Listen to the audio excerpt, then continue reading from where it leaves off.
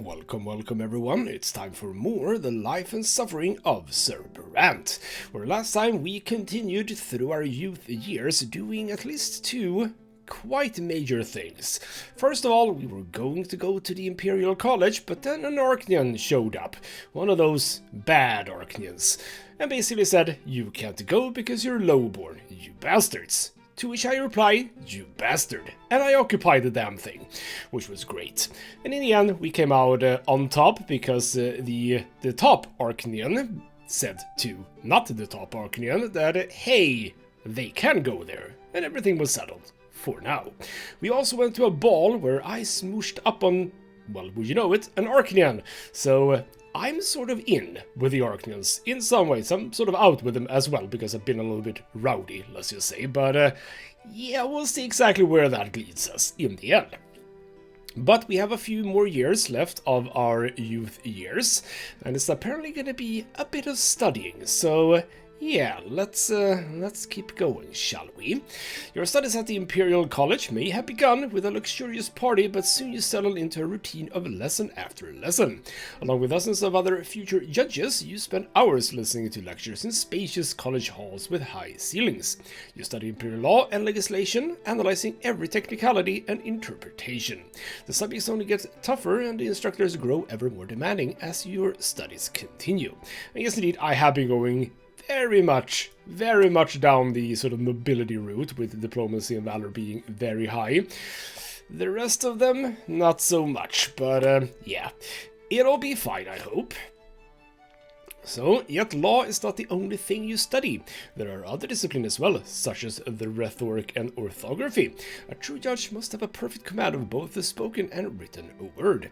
Washing dark blue ink of your fingers become an indelible part of your daily routine. Of all your classes, you find the fencing lessons particularly exciting. Every lesson covers your body with more cuts and bruises and makes your muscles ache from exertion, but your childhood dream is worth it. Now this is gonna be very much related to if we go down, victory in the tournament. We need to fight for our father. That is gonna be important if it comes up. Then finally, there comes a short break in your studies, a handful of days for rest and recreation. You meet Thomas to discuss how you're going to spend this time. So, says Thomas, "You're going with me tonight. No excuses. Brante will be paying a visit to our mentor, Baron L. Croix. It's time you learn a thing or two about how we do things in the military." Well, alright then. Your friend looks very cunning and pleased with himself when he says this. With a sigh, you change out of your college uniform and into your best clothes and follow him. Thomas rushes you to a two-story house somewhere in a noble neighborhood in the capital.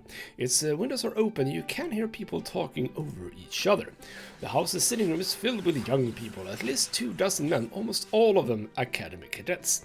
In the middle of the sitting room is an armchair, and in this armchair is a gentleman wearing the uniform of an Imperial Legion officer and smoking a pipe. His thick hair falls over his large observant eyes. Baron L. Croix welcomes the two of you with a slight nod and continues his speech, while everyone listens respectfully. And he goes, "As I was saying, young men, I firmly believe that the days when all the military glory of the Empire belonging to the Arknian dynasties are long gone. Human nobles have been serving the Emperor at least as well as the Arknian nobles for a long time now. Still, the Arknians keep acting like their origins are more important than honor and service to the crown." We have another dissenter here, apparently. Take the Melanides dynasty, for example. The Archdukes of Magra. Long ago, their leader Karl Melanides fomented a rebellion against the rule of the Tempests and the Twins' faith. He sucked all life from his own land, doomed the thousands of his own subjects, and yet the Melanides dynasty still rules over Magra like nothing ever happened. Then suddenly, Sir L. Croix flashes a cunning grin. I think this calls for a test of your strategic thinking, young man. But first, let me refresh your memory of the rebellion of Karl Melanides. It may seem surprising, but we have him to thank for our current status. He was the first to ennoble humans, an act of unprecedented insolence. But it gave the rebellious Duke immense support in his province. He risked his own reputation and title to make himself stronger thanks to humans, and in that, he succeeded. No one had ever dared challenge the rule of the Arknians and Tempests before, but the rebellion of Magra changed everything. Humans became a part of the nobility, we got a taste of the power only the Arknians could wield before. And, unless I'm mistaken, most nobles in the Empire these days are human. Why, we outnumber the members of the Arknian dynasties dozens of times over. That's also the words of a dissenter, isn't it? Yes. So, Carmelanides had complete rule and control of the lands of Magra. He had the loyalty of his ennobled human subjects, and he had the loyalty of the mages and witches who fled to Anisot, the only place in the Empire where they could hide from the church. Not so much anymore, I don't think. The Archduke of Magra had everything he needed to win, and yet two pivotal changes brought him down. First of all, he cast a magic spell that incinerated the entire province. It certainly stopped the Imperial legions in their tracks, but the population of Magra would no longer side with Carmelanides after that. Second, the clergy struck at the rebellious duke with the power of the twins. His magic was gone, and his main advantage was no more. Many fled, but as you know, it still took the Empire an entire month of a siege before the palace of Anisot was taken. After the rebellion of Magra, the Empire changed drastically, and, most importantly, humans finally received their lawful right to be ennobled. And I'd like to stress that, in particular, ennobled not by birth, but by virtue of their own knowledge and talent. Straight in the face of the teachings of the twin gods. We'll see where that goes, eh? History, young man, is more than just a memory of the past. It is also a lesson for our future. I believe that part of our history proves my point, and now a test. Tell me, if you were among the Imperial strategists during the rebellion, what would you have done? How would you have fought an enemy as powerful as Carmelanides? With this, Sir Elcra leans back in his armchair and takes a pull from his pipe while the cadets starts discussing. Some take no time to say they cannot believe Sir Elcra thinks human were first, ennobled by serving the rebellious duke. Others say the prolonged palace siege might have been a mistake and storming the palace would have been a better choice. Soon, ideas start flying. Some cause only laughter, while others lead to debate. They are discussing the past of Anisot, the past of your hometown, and you cannot possibly stay silent right now. If you were in command of the Imperial Legion back then, what would you have done? Based on what you know about the rebellion of Magra, you see three potential strategies. The first involves calling upon the twins' miracles to rob Melanides of magic and render him powerless. Well, that's what happened, but okay. The second entails putting your faith in the discipline and valor of the army for a frontal assault. The third means drawing out the siege while making the enemy's life as hard as possible through cunning. Which of these strategies would you have chosen? So obviously, that is the religious one, theology, eloquence, etc., etc. That would be the cunning one, so we're down in manipulation and scheming, and obviously this is the valor one. And like I think I said in the last episode, while I would love to have more points in the other ones, some of the stuff that's gonna happen would require me to have quite high diplomacy and valor. I don't remember if it's said here, but basically, yeah, these are going to be important to have high. So for the future, I think I actually want to sort of double down on the whole nobility thing. So we're going to go for a decisive assault. I would be a very good leader for that, yes. Alright then. You decided it's time for you to answer, Sir Elcra. You begin by stating that you hail from the city of Anisot yourself. The cornerstone of the rebellious duke's strategy was ennobling humans, you say. This won their loyalty and formed them into a veritable army. An army loyal to its leader can achieve any feat of valor, so the Imperial legions also ought to have relied upon the valor and unity of their soldiers. Inspire the warriors, earn their loyalty, and take the castle by storm. That is the way. Sir Elcra looks at you, studying you attentively, and says, Brante, is that your name, young man? I will make sure to remember it. You are absolutely right. Well, of course I am. The soldiers' loyalty to their creed, their commander, their emperor, these are the things that make for an undefeatable army. And I wholeheartedly agree, a decisive assault would have brought down the castle at the rebellion's very inception and destroyed all their will to fight. And this, young man, is the moral of the story. Carmelides was defeated, but not by the clergy or their prayers, not even by the noble militias assembled by other archdukes. It was vanquished by the imperial legions, a unified army with clear regulations and ranks and a clear chain of command. An army that is strong in discipline and loyalty to the emperor. Long ago, only Arcanians had the right to wield weapons and wage war, but now humans can prove their merit and earn the same right. Humans like ourselves. And the present empire has grown even stronger thanks to its new warriors and functionaries. These days humans can judge and rule and create. The terrors brought by the rebellious Duke are undeniable, yet his rebellion created new possibilities for all of us, including you, young Sir Brante. That is true, very true. He nods to you in approval, and then his eyes finally move away from you and back to the rest of the young men in the hall. After hearing him praise you, no one dares to argue with the battle-hardened officer. The evening continues. Sir El-Kra shares some of his war stories, each more astounding than the last. You join Thomas and the other cadets in sipping wine and enjoying his tales. Oh, lovely. You return to the college long after midnight. You often recall Baron El-Kra's story about the rebellion of Carmelides after that. The rebellious Duke lost the war, yet it brought about drastic changes for the humans and the entire empire. So I actually get a little bit of both here. Well, that's kind of nice. I do get the Valor, but I also get Eloquence. So that is actually up to 10 now, which is still only the second lowest, but I'll take it. I'll take it for sure. So that was a good little outing with Thomas. Lovely. We're moving into summer, same year, and there are days when you receive letters from home. Father's writing is very reserved. He mostly discusses events and work in Magra and writes very little about the family. And he writes, "It makes me proud that I've managed to teach Stefan how to handle our affairs at home. Your older brother behaves impeccably at the society balls and receptions that we host. He has already made several crucial acquaintances. What about his girlfriend? What about that, huh? Gloria has a different opinion of Stefan. She thinks your older brother is taking more and more after grandfather. And she writes, Stefan isn't a lot like a grandfather. It's in his manners, his posture, his voice. He even dresses just like him. He used to be aloof around me, and we barely talked in the past, but now he always blames me and tears me apart. I can't take it anymore. He walks all over me all the time and treats me like a housemaid." Yeah, that was probably bound to happen. Mother writes to you. From her letters, you learn that Nathan just barely managed to graduate from school. And she writes, "It makes me sad to admit that Nathan has none of the talents you have." Well, bloody hell, that's a harsh thing to say. The other day he told me he won't even try to study in the capital. He says he won't be able to pass the exams. I found solace only in the nights Nathan and I spent together, reading the scriptures on our walks to the church by the silver tree. He accompanies me every time, so alright, well, if he's not gonna go for what I'm doing, he could be a fit for the church then. Cool. Your sister and younger brother write about Mother too, and they say the same thing about her health. She now spends more time locked away in the chambers to brood.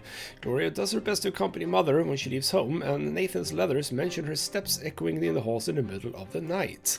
There is one more thing Nathan mentions in his letters. Stefan and Gloria have been fighting very often these days. And he writes, Stefan always tries to get under Gloria's skin. She answers him in kind. Then Stefan calls her a lowly commoner to make her shut up. Alright then. Yeah.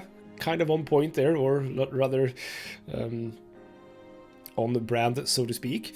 You always tremble in excitement each time you see a new letter with the seal of your home province. Your fate is still bound tightly to your families, no matter the distance between you. And apparently our relations with my brother or half-brother has gone down for some reason. Not entirely sure, but we are still sympathetic of each other, so that's good. For some reason, Gloria hates me even more, so that's good. And Nathan goes down as well. Bloody hell, no one likes me. Just because I haven't been at home, probably, but it is what it is. And this is kind of exciting, the first case. You will become a judge one day, so you are sent to the prefecture of Eterna to be mentored by a more experienced colleague. Your mentor is a judge of considerable age, a noble of the mantle with a proud bearing about him. He never misses a chance to remind you that being mentored by such an experienced man of office is a great honor. Your mentor entrusts you with his minor cases and, to his great joy, his night shift. Ooh, a judge with a night shift, that's kind of weird. Another night begins, the office is growing darker. You are still there, zealously filling out the paperwork for the day. a petty theft, a verbal assault against a noble of the sword by a commoner, a fine for the parents of children who covered an imperial institution with obscene drawings. Petty cases, all of them, but they are real cases a judge has to face. And so you sit there carefully comparing complaints, statements, and witness testimony. And then the door of your office swings open, and would you know it? Isn't that Octavia? We'll see. No, apparently not. A gendarme drags in a provocatively dressed girl. Her golden hair is undone, and her makeup is a fiery red. Girls like her sell their bodies in houses of ill repute. I see. Not Octavia, then. Not Octavia. The next to enter the office is a stout priest, his face adorned by a nose of remarkable shape and a huge wart on his cheek. You do your best to avoid staring at it. Starting at it. I mean, there's a lot of text in this game. I'm not gonna fault them for the occasional typo. There's very, very few of them, so, you know, one here and there, I can actually accept that. That's fine. The gendarme gives his report. The girl was arrested with a certain gentleman in a park by the Temple of the Twins. They were commuting acts of carnality, an affront to the faith. The huffing and puffing priest interrupts him and starts yelling. He saw her doing magic, he did. The gentleman was enthralled by the girl, and he was glowing like a lamppost. You gesture for the priest to stay quiet and ask if the gendarme can prove this. The gendarme only shrugs. He didn't see anyone glowing. He arrested the girl for her sacrilegious conduct alone. The man in her company was a noble, so the gendarme couldn't bring himself to arrest him. He does, however, remember his name. Interesting. The priest is huffing and puffing even louder now. It was magic, he screams. You must refer this case to the Inquisition. This witch was loose on the streets of the Empire's illustrious capital, seducing good men with her vile charms. I mean, charms are not magic, but sure. To a priest, I suppose it is. The girl stays quiet all the while. Her eyes are emerald green, twinkling with gold as she looks at you. When she does speak, her voice is soft, like smooth velvet. Aha!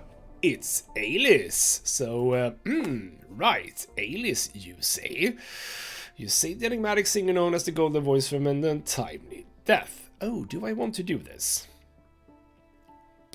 Do I want to do this? Because it feels like if I do, she's very much gonna be... what it looks like on that image is that she's gonna be burned at the stake, which feels like the priest is gonna have his say. But I can avoid that. It doesn't necessarily feel like that's going against my nobility path. It feels like it would go against a priest path of sorts. I'll try to save her, I think. My name is Alice, Your Honor. All I did was obey the noble gentleman's wish. He wanted my affection, right by the temple, and I dared not oppose him. I did not defy my lot, did I? The wench looks up and meets your gaze as she says these words. Her eyes reflect the candlelight in the dusk, sending sparks of gold dancing across the walls. The gendarme stands awkwardly by the door, sighing. The priest goes off on another rant. You tell him to be quiet. The day is not yet over yet. You must decide how to resolve this unusual case on your own. The law says a judge must investigate all circumstances related to a case. Is that really the judge's role? Maybe in this world. Okay, sort of. I sort of got hung up on the word investigate here, which is not what a judge does, but obviously when the judge has all the evidence, they do investigate it, I suppose. You know the name of the nobleman who was seen with this girl in the throes of passion. The gendarme was afraid to question him, but you are a future nobleman yourself. A young judge. Surely you can find a way to resolve this matter with discretion and get the information you need from the nobleman.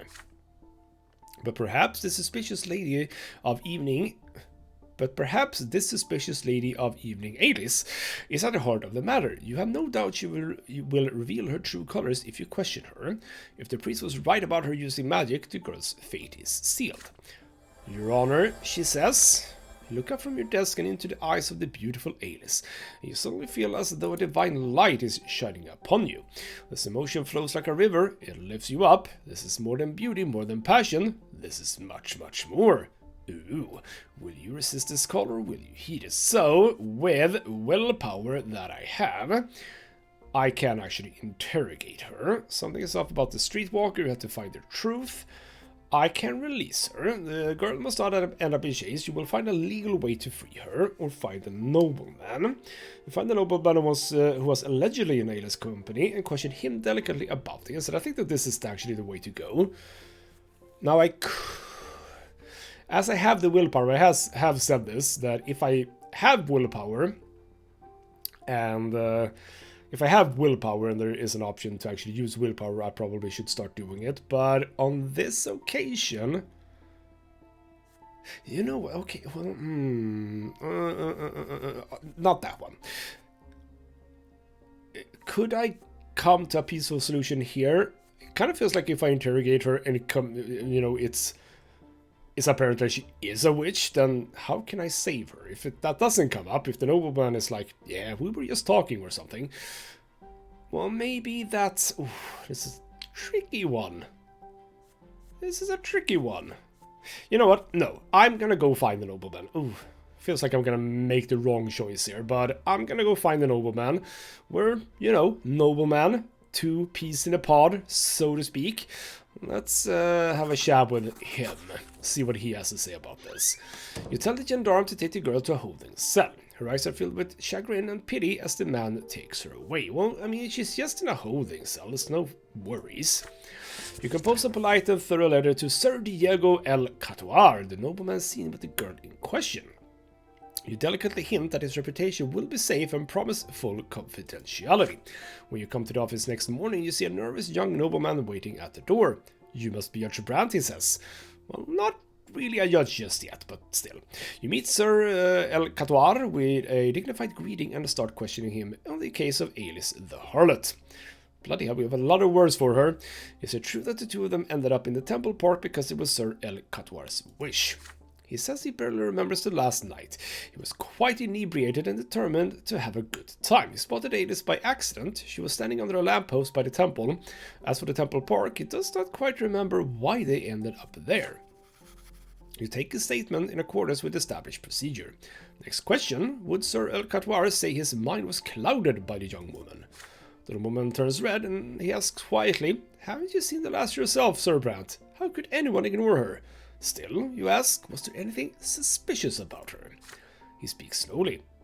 Yes, it was as though she could see his every desire, and he was happy beyond measure in her embrace. It felt like the gods themselves were smiling at him, Sir El Catuar. And yet, perhaps it was merely the wine and her beauty, and nothing else. Yeah, that's gonna be... If he was really, really drunk, and she's obviously really, really pretty... I mean, yeah... You thank the young nobleman for his honesty and promise to keep his statement a carefully guarded secret. You sentence the harlot to 2 days in a pillory for defiling a place of worship with her depravity. You find no reason to refer Alice to the Inquisition, however. You write the case closed on Alice's files and put it in the archives. I mean, it feels like she's fine. And diplomacy goes up. That's good. We're up to influential now. Very lovely. I mean, it feels like she's... Yeah. You have saved the animated singer known as Golden Voice from untimely death. There we go. I got it. So, what will happen from that? We usually get an event right after we do these destinies. Apparently not on this occasion. That was that year. Alright then. That means that we will most likely be able to do... the last year of our youth in this episode, which is good. Alright then, it is indeed 1137 summer, the overseer of Magra. 2 major events take place while you are busy living your life. Firstly, Cornelius Tempest is no longer the great chancellor of the empire. He has been ousted and sent back to his province. Oh, bloody hell. His replacement is the Archduke of Monia. Oh, that's bad. That's the guy who didn't want us to go to college. Agarius Monrogue, the same Monrogue who sought to shut down the college, yes indeed. The most powerful lord of the realm finally convinced the emperor that his brother Cornelius was giving too much freedom to the lowborn. Oh, bloody hell, this is not gonna go well over for the stability of the world. Now the policies of the empire will be reversed. Many fear that the new great chancellor will destroy the imperial code of laws and other achievements of Cornelius. There are cautious rumors among the people. They say the new Great Chancellor is going to revoke the right of the common lot to be ennobled by the mantle. Secondly, Magra, your homeland, now has a new overseer, Gaius Tempest, the other brother of Emperor Uther II.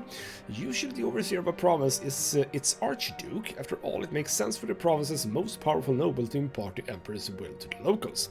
Yet now this age-old tradition has been broken, and, to no one's surprise, Archduke Tarquinius Melanidas is absolutely furious. Yes, that would follow. Gaius Tempest used to be the main supporter of his brother, former Great Chancellor Cornelius Tempest. Nobles at the Emperor's court say this is a stratagem by the Arcadian gentry, who want Gaius removed from court affairs along with Cornelius. Either way, Gaius Tempest and Tarquinius Melanidas will be at each other's throats over the province. This does not bode well for the future. Only one thing is clear, Magra, your home province, is about to face great changes. Oh, this is not going to go well.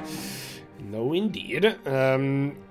Bit more power for the commoners, and, well, actually more peace, or rather more order, maybe I should say. We're actually up to peace from discontent. That's kind of interesting, but sure. I suppose that will change quite soon indeed. Alright then. Joyous tunes there, a great feast for all. By the way, yes, we can just check this. We have indeed rescued Aelis, we have made a bond with Thomas, and these four we can't do because we have not gone with the Path of the Lawless, and we have not gone Path of the Priest. We have indeed gone Path of the Nobleman, still want to do that one. I really hope I haven't ignored this one. There was one point where I possibly could have done something, but I don't know. And again, also no true death, by the way, just to remind ourselves. The capital is preparing for a great celebration. The coming of age of Geryon Tempest, heir to the throne. The streets are being cleaned, and the low-born merchants are gone from the squares, and flags and flower garlands have appeared on the buildings.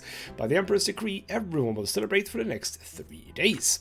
Eterna is abuzz. A festive procession starts on the streets. Students from the college and cadets from the military academy will be there to show their gratitude to the Emperor's family for entrusting them with the power they wield. Ribbons and flags flutter in the wind. The streets are scrubbed clean, and the scent of flowers fill the air. You march side by side with Thomas, carrying the banner of your province. Ooh, am I the banner carrier? That's kinda cool. Your friend's brown hair is unusually well combed today. He waves to every girl you see on the streets as you pass by. They giggle shyly, and some of them wave back. Good job, Thomas, you absolute beast. Did you see that, pal? Look at that beauty. She just smiled at me. Now this is what I call living. I just love parades. Well, as a military man, I assume that would be the case, yes. The Tempest royal family observes the slowly approaching parade from the balcony of the Imperial Palace. They are joined by the Empire's highest dignitaries and provincial overseers. You see Emperor Uther II with your own eyes, there, high above, yet so close. The columns come to a halt at the balcony and salute the Emperor with the mottos of the college and the academy. You join the other college students in crying, learning is strength, learning is well. The Emperor raises his hand in a gesture of benevolent greeting. His voice echoes across the square. And he says, I accept your gratitude, my loyal subjects. Take pride as you wield your knowledge and valor in service of the Empire. All who are worthy will be ennobled by the mantle by my grace. Well, he does want this to keep going, so that's good for us. There he is, the bastard. The future nobles around you share the Emperor's words, but their jubilation gives way to murmurs of discontent when Archduke Monroe, the new Great Chancellor of the Empire, steps onto the balcony. Everyone here remembers all too well how the Archduke attempted to shut down the college by force. Still, the Archduke is the de facto leader of the Arcadian gentry. He is a force to be reckoned with, even for the Emperor, and so he is the Great Chancellor now. And he says, Hail your Emperor, common folk, be forever obedient and grateful for the good graces you do not deserve by birth. That's such an underhanded slap in the face, isn't it? But sure. The Archduke does not even bother to hide his contempt for the gathering below. Booed by the crowd, he rejoins the dignitaries in the back row. You notice one of them, a slender, elegant figure under the emerald banner with a black stake. She is Octavia Melanidas, daughter to the Archduke of Magra, and very much my love interest, in some ways. Now that's news, says Thomas. You noticed Octavia too, eh? Our Archduke Menenidas sent his daughter in his stead. That's a sign of disrespect for the Emperor if I've ever seen one. If he's so enraged because he's no longer the overseer of Magra. I mean, you can imagine his surprise. That's never happened before. But then everyone goes silent. Who's this chappie then? A young, slender Archnian with a shy smile comes forth. There are whispers in the crowd. That's Prince Geryon, heir to the throne. Warder Cornelius, promise and hope of the common estate. To the left of Geryon is his younger brother Flavius. Oh, well, I love the Flavius. He's baffled at the sight of the prey below, too young to process what he's seeing. Are you gonna die now? Are you gonna be assassinated now? Bloody hell. And we'll see. Geryon says, may the twins be kind to you, my future subjects. I promise to repay you in kind and help you prosper in your loyal service to the Empire. There we go. Exalted by these words, the future nobles roar as one. All hail Prince Geryon. Another figure steps into view, next to the heir. He is an Archnian, elegantly dressed, and his mantle bears the Tempest colors. He raises his arms, about to make a speech. And Thomas says, hey look, that's Gaius Tempest, the Emperor's brother, and the new overseer of Magra, by the by. It seems the Archnian elders want him as far from the throne as possible, just like his other brother Cornelius. Those two have been promising too many freedoms to commoners like you and me. And he says, a lot more than the others. Long live Prince Geryon, students of the college, cadets of the academy, time and again you have proven yourself to the Empire by word and deed. Today is a day of great celebration, and in honor of Prince Geryon, you must ask the Emperor to guarantee forever the right of distinguished common folk to be ennobled by the mantle. So ask now. Ooh, is it time for us to be ennobled? The cadets and students freeze in hesitation. They exchange glances and show ready to follow the words of the Emperor's own brother. On the balcony high above, Prince Geryon also remains still, awaiting a reaction from the crowd. Archduke Monroe briskly steps into the view once more. It takes several seconds to observe the crowd before he speaks. Imperial subjects, what the Emperor's brother wishes to say is that you must always remember that you owe your status to the Tempest dynasty. The Emperor accepts your gratitude and sends you off with his blessing. You may leave now. Not entirely what he said, but sure. But the columns stay where they are. And Thomas goes, that's not what Gaius Tempest said. Let the Emperor hear us. The law, we ask for the law, says Thomas. Commotion and murmurs spread over the crowd as some of the future nobles refuse to follow the Archduke's order. There are shouts heard here and there, the law, we ask for the law. The academy officers and teachers of the college urge them to fall in line and resume the parade, but tension is rising. The crowd slowly grows enraged and unruly. You have to decide where you stand here. So I can't bide my time, and I'm gonna assume that that maybe gives me some willpower, because I don't really do anything. I can, because I'm valorous, demand my rights, or with diplomacy follow the order. Well, I am going down this route, aren't I? I can do both, which is... It's interesting that these are... It feels like these are diametrically opposite of each other, but still they are part of sort of the judge path. That's kind of interesting. Wait, is it? Oh, well, okay, wait. Wait. Yeah, it's diplomacy and valor. Diplomacy, valor. So, is this an event that doesn't... Alright, yeah, this doesn't happen if you haven't obviously gone down that route. That's true. I think I'm gonna go with demanding my rights. I mean, it's sort of in line with my character, isn't it? Kind of feels like it is, isn't it?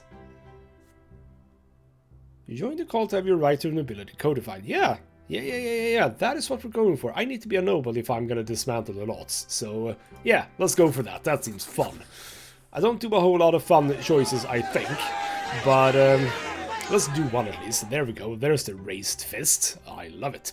You crowd out in support of Gaius Tempest's call for the law. You have the right to be heard, and you have the right to ask. Your voice grows stronger, soon others join you. The chant grows louder with every second. The law, we chant. Inspired by the support of your fellow students and cadets, you move through the square and urge others to join you. Oh, bloody hell, now I'm leading the charge here. Thomas walks by your side, waving his arms wildly, inciting others to shout along with you. The law, he shouts. You, Thomas, and other vocal students and cadets gather in the very center of the square.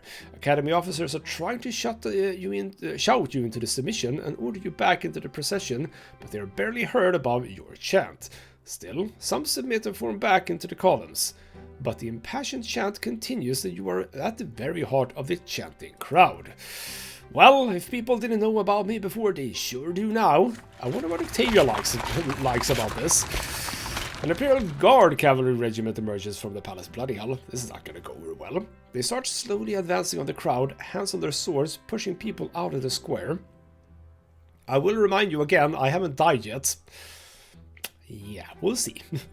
You have to stand your ground, so you start giving orders to defend the cobblestones beneath your feet with your fellow future nobles.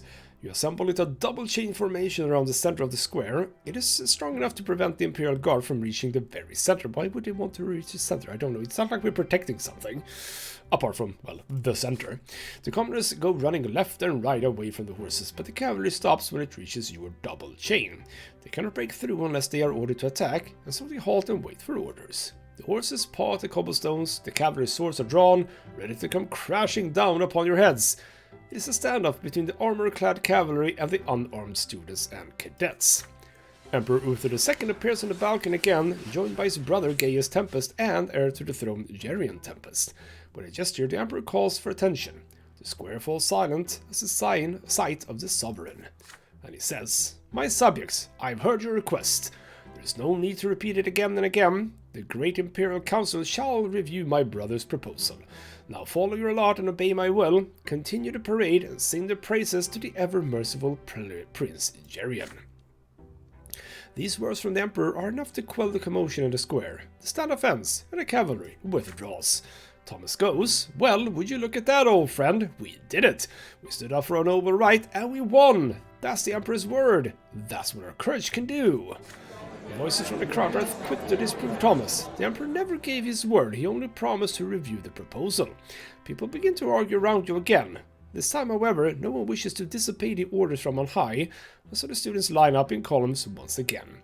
The bout of defiance is in the past now, and everyone resumes their festive parade through the city streets.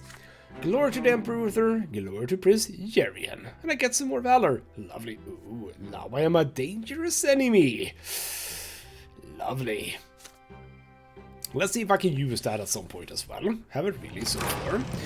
Well, there we go. Now we're going for it, I think. This is gonna be very, very related to the victory in the tournament, I think. Yes. So we're ending, I think, chapter 3 with this. Your studies at the college come easily to you. Only now do you realize the importance of all the lessons you've had to endure as a child at father's expense. Month after month, you study the judge's trade down to the smallest details, growing more confident in your new calling with every lecture. But there is more to your education than the judge's trade and imperial law. You also learn manners and courtly etiquette, and poetry and composition, and even fencing. On some days, you go with Thomas to a deserted patch of land to practice with the sword. By the way, why didn't I get relation bonus with Thomas from that? Didn't he like me for doing it? Bloody hell. Then, finally, the day of your judge's exam comes. You send your test results to father, and he replies with an appointment to a judge's office at the prefecture of Magra. Now you have a new life and a new profession back home. You will return to your hometown as a judge. But what about the tournament? Damn it!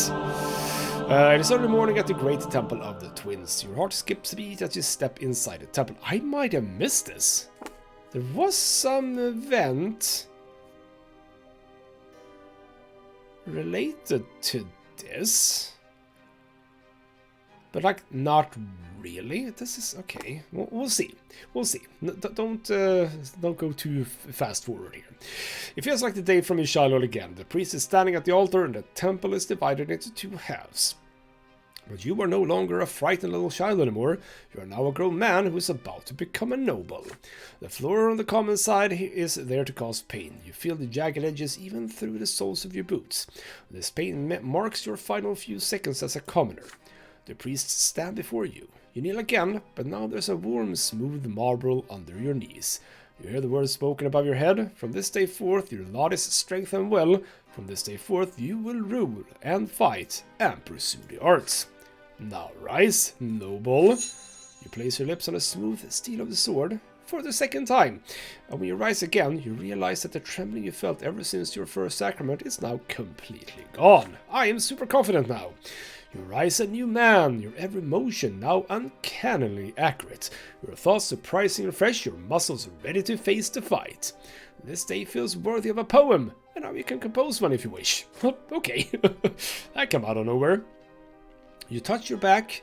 The mark of the lash from your previous sacrament is gone completely, erased forever. Oh, well that's also fancy. I mean, it is a world of like witches and stuff and being reborn, so I suppose that's not impossible though. You hurry from the sacrament back to your room at the college. Your father's gift awaits you there. A sword. Your very own sword. Now to celebrate. Oh, here we go. College tournament. Nice. We getting it. Now to celebrate, all college students are invited to the college tournament, then a party. The sword feels wonderful in your hand, a promise of future victories.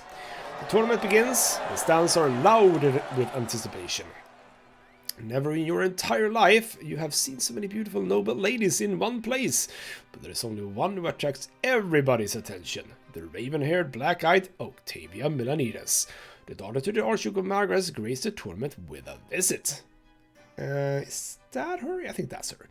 She's wearing a dress of emerald green, her austere hairdo immaculate. She's surrounded by her ladies in waiting, all beauties in their own right. When a noble enters the tournament, he must announce the name of the lady whose honor he's... Oh, bloody hell. Alright, many shout the names of the loved ones in the stalls. You know that many would fight for Octavia Milanides, but the onus of responsibility is too great. You take a few jabs with the sword, warming up for the fight. Soon it is your turn. All eyes are on you now. The young lady Octavia hides her face behind her hand fan, yet her eyes watch you curiously. Or with curiosity. Oh, screw you, game. I can't address you because I don't have... Ooh, wait. She remembers me. Hey! Status, she remembers me. Oh, no, never mind. Doesn't equal remembers you. Right, so because she remembers me, I can fight in her name. But I kind of want to go for this. Oh, bloody hell. You know what? We still have Alice. She must like me a little bit. We are indifferent, but that's hopefully fine. You know what? No, I'm gonna go for my bloody father. Because it's part of my destiny, it's part of the fencing lesson from all the way back, and it feels stupid to just give that away. But if I play this game again, and if I do, bloody hell, it's gonna be... Oh, Jesus. Well, I can replay this chapter if I want to at some point, I suppose, on this playthrough. To just see what happens. But, no. We're going for my father. Maybe she will... respect me for it, possibly. So let's do that, dedicating it to our father. You approach the sauce and introduce yourself, then you announce your decision. You will fight in the name of your father, Robert Brante. You earned this noble title only because he taught you well, and the honor demands you dedicate your victories to him. The stalls grow quiet. Unlike the other fighters in the arena, you are not fighting in a lady's name. The first fight begins. The rules are the same as for any noble duel. Whoever draws blood first wins, or draws first blood, sorry. Your first opponent does not put up much of a fight. A few minutes later, he misses a jab to the thigh. Your shirt is soaked with sweat. The hilt of your sword feels slippery in your wet fingers. Still, you prevail in the 3 fights in a row. Then prepare to face a new opponent. You know him well. He was mentored at the prefecture of Eterna after you. He is an unusually quick and nimble fighter. Again and again, you find yourself driven to the edge of the arena to avoid his jabs. Then, with a slashing feint, you draw your opponent's blood, another victory. To your surprise, you're about to fight for the champion's title. You will face Jose Pelletier, the best fencer in the college, with 5 wins in his tournament alone. Well, I have 4. What? Why do I have 4 and he 5? Why has he fought 1 more time apart from me? That doesn't make sense. But sure, your skill pales before the mastery he has attained after months of grueling practice with the sword. He assaults you with a flurry of cuts, thrusts, and jabs. You can barely react in time to deflect them. But I do. But then you recall a bright moment from your childhood, your very first fencing lesson with father, the first man to teach you how to dodge a lunge. This memory comes alive in your mind, and if we had not fought for our father, obviously this would not have happened. You stand more confidently now. You take a few steps back to catch your breath and study your opponent. This pelletier is good at keeping his distance and following an attack with a defense, yet his movements are too learned, too mechanical. So you try a trick. First you pretend there is an opening in your defense. You rush him suddenly, then follow your assault with a feint. The sudden and unpredictable attack catches your opponent off guard. He jumps to the side, but not before the very tip of your sword catches pelletier on the right shoulder. He is itching to continue the fight, but a patch of red spreads across the sleeve of his shirt. Victory! You salute the stalls and dedicate this victory to your father, Robert Brante. Your fellow students pick you up and carry you to the stalls as everyone chants your name. The winner's reward is the tournament ribbon, and Lady Octavia Melanides, the tournament's guest of honor, will tie it around your sword herself. So see, we can get some attention from her anyway. The crowd pours as the daughter of the Archduke of Marga walks toward you. All this time, Octavia has been watching you closely from behind her emerald hand fan. She ties the ribbon of honor around your blade. And she says, "You have proven yourself admirably, Sir Brante. A worthy victory. Your father has every right to be proud. The son of a judge from Anisot, who could have known we would meet one another here in the capital of the Empire? I must say I am amazed. I will remember your name." There we go. There we go. The eyes of the young Archduchess follow you even as you leave the arena victorious. You will remember this day for the rest of your life, the day we became a noble. Oh, and here we go. She's intrigued. She's taken an interest in me even. Oh, that's lovely. No more bonus to relations, but indeed, that's better than just remembering my bloody name. My valor goes up even further. Also lovely. So, there we go. We've also graduated from college. Perfect. Now, is that the end of youth? It probably is, right? This event has indeed happened. I prevail over every opponent in the Imperial College tournament. Good job, me. So, does that mark the end? It might. Well, we have winter first, apparently. Diamond stands trial. Just before you leave the capital, you overhear something unusual on the street. Junius the Diamond, Patriarch of Estinia and one of the leaders of the New Faith, will stand trial before a church tribunal. The Order of the Inquisition has accused Patriarch Junius of patronizing blasphemous witches and disseminating heresy. The Holy Tribunal claims that Junius Diamond was scheming to free all witches and sorcerers from the collars that fetter their accursed powers. And, what's worse, the Patriarch was also accused of forming the Lotless, a dangerous secret society based in the Imperial capital, something we could have been part of had we gone that route. Members of the society have been assaulting inquisitors and priests of the church, as well as freeing witches from the cleansing fire and helping them escape the holy law. Now the Patriarch must face the Holy Tribunal of the Inquisition in Eterna. By all accounts, this is a devastating blow to the New Faith and the end of days for Junius Diamond himself. The Inquisition will make the most of this opportunity to rid the land of this unwelcome Patriarch who dared to shake the foundations of the old faith. But then comes the sudden news of Patriarch Junius' reply to the Holy Tribunal. It is no less stunning than the accusation. And it goes, "These words are nothing but lies. I will say this to anyone who dares to bring this accusation against me in person. But I want those hypocrites to bear the full weight of the responsibility for this slander against me, my flock, the Diamond Dynasty, and the Holy Order. I agree to stand trial before the Holy Tribunal, but I will face them on my own land and my own terms." Patriarch Junius has already received strong support from Patriarch Luke and many priests across Archnia. Parishes of the New Faith throughout the Empire are now speaking out in support of Junius the Diamond. The Church of the Twin Gods is about to be rent in twain. The Inquisition has no choice but to revoke the trial in order to avert the coming schism. The new official stance is that the Patriarch Junius has been wrongfully accused, and the Holy Tribunal will now apply more cautious judgment during any further trials against the followers of the New Faith. Following the teachings of Patriarch Fotis is no longer seen as heresy by the Inquisition. The trial of Junius Diamond has been averted, but the divide between the church is only deepening. The new faith has directly challenged the old faith. The result is uncertain, depending on who you ask. Some say Junius Diamond had all but pled guilty. Others believe the Patriarch and the alleged rebellion against the Church, as well as the Inquisition, is nothing but a ruse. There's also people who think the entire situation sounds like one of the secret Chancellery's dirty deeds. One way or another, the Patriarch of Astinia and co-leader of the new faith remains at his post. But for how long? And how will the old faith and the new faith clash next?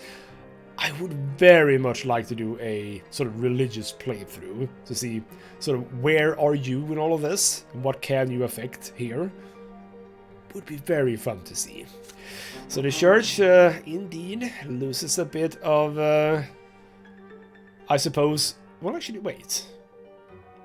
This is -1, that's towards old faith. Alright, well that's interesting. And it appears that as we have one final bit here, the farewell to the capital. The Reglada and Talrina rivers meet outside the city walls. You have barely left the capital since you came here all those years ago. A breeze is blowing in your face, and the bright new sun hangs above this shining pillar. Your stay in Eterna has come to an end. You arrived here a boy, full of hopes and aspirations, driven by your family's expectations, and a desire to live your life as you saw fit. Also, by the way, yes, let's just make sure that that stops shining. So we've done actually all 3 things that we were able to do, because you can only do, well, 3 things. And actually, apart from dying, a true death, which would be very difficult, I think, in this chapter alone. That also has not occurred. Yes, indeed. And now you have to leave. And this thought fills you with gentle sadness. Eterna did not become your home, and yet here you have finally found your path. Here in the capital, you became a nobleman and a judge. Now you are one of the rulers, the warriors, the pleasure seekers, the creators. Those who spill their blood for the empire and family and honor. Those who keep and honor the age-old traditions. This is your lot now. You are to work in the prefecture of your home province as a judge. Your path to this goal was a long one. I mean, I'm only 18, it's not that long. Your friend Thomas was by your side all the while. Well, so maybe he was on my side. I wasn't so much on his side, but sure. You fondly recall your walks through the streets of Eterna, your secret fencing lessons, your heartfelt discussions. You have no doubt your future back in Minnesota will be full of glory. And then you recall the black enigmatic eyes of Octavia Melanides, an archon from one of the great dynasties, a woman whose beauty and majesty make you tremble. You heard she will be returning to the court of her father, the Archduke Magra. Will you ever see her again? Well, if I don't make that happen, she is, hopefully. You will meet Father once more. He tends to hide his feelings, but not this time. After all, you have fulfilled all his hopes, succeeded in your studies, and continued your family's noble legacy. Many things must have changed back home now. You recall your older brother Stefan. Now that you have been ennobled, you are practically equals at last. This means you should follow an old tradition and bring Stefan a gift. And so you head for the market district of Eterna. Wait. Hold on. Hold on. Hold on, you have barely left the capital since you became... Oh, never mind. It just meant that I had not left the capital. I've been in the capital. Never mind, I thought we had left. Anyway, soon you are busy trying out swords at a weaponsmith's shop. There's a lot to consider for this gift. Stefan is taller, and his shoulders are broader, which means his sword must be heavier and longer. There can be no embellishments. Stefan would scoff at you if you brought him an extravagant weapon. At last you find a suitable sword, blackened steel, a subtle ornament of leaves on the blade, and a grip shaped like women vines. What are women vines? It resembles the seared soil of Magra beneath the silver tree. Choose the sheath with the same diligence. There, a light wooden frame bound in thin yet sturdy leather will make the blade easier to draw, and the buckle is sturdy enough. You leave the shop satisfied. Oh, what couldn't I choose? You leave the capital the morning after. Eterna, the city where you spent 4 years, slowly disappears on the horizon. Will you ever see the capital again? You do not know. The sword, a gift for Stefan, is in your hands, and for some reason he apparently already knew about it, because he likes me a bit more. For some reason. So indeed, we are coming home. Lovely, lovely. What will happen? What will happen? The end of my youth. Lovely. So the years of your youth have come to an end. The time has come to leave the capital behind and return your family and new businesses in your hometown of Anisot. The years away from home were full of tumult and hardship. Your adult shoulders now bear the burden of your first life-changing decisions. Did you have the freedom to choose this lot for yourself, or was it your destiny all along, ever since your childhood years? All you can do now is follow the path that lies before you. And we get our little sort of summarization here of our youth. So indeed, we did Chapter of Nobleman, bond of friendship with Thomas, we saved Alice, we had victory in the tournament. We ended up with a bit of diplomacy, we are influential, not bad. Theology, manipulation, not that great. Valor, really, really good. Actually not that far up to battle hardened. I do wonder if... Do I need battle hardened for anything? Like, do I need 20 in this for something? Kind of feels like if we look at the... Well, that just denotes the sort of levels, I suppose. And indeed, eloquent scheming, not bad, but it could be better, I suppose. So there we go. That is the end of Chapter 3. We are moving into, if I recall correctly, peacetime, I think it's called. So exactly how that will turn out, no idea. We shall find out, and that is going to come in the next episode because we are done here. I'm liking this, by the way. It felt like we did a little bit more fun stuff in this episode, even though we sort of brushed off Octavia a little bit. She's still very much interested, or intrigued, maybe I should say. So in the next episode, we are starting the next chapter in our life. Let's see what's gonna happen then. For now though, this has been ghostmutgaming with me, Christopher. Thank you so much for watching, and I'll see you next time.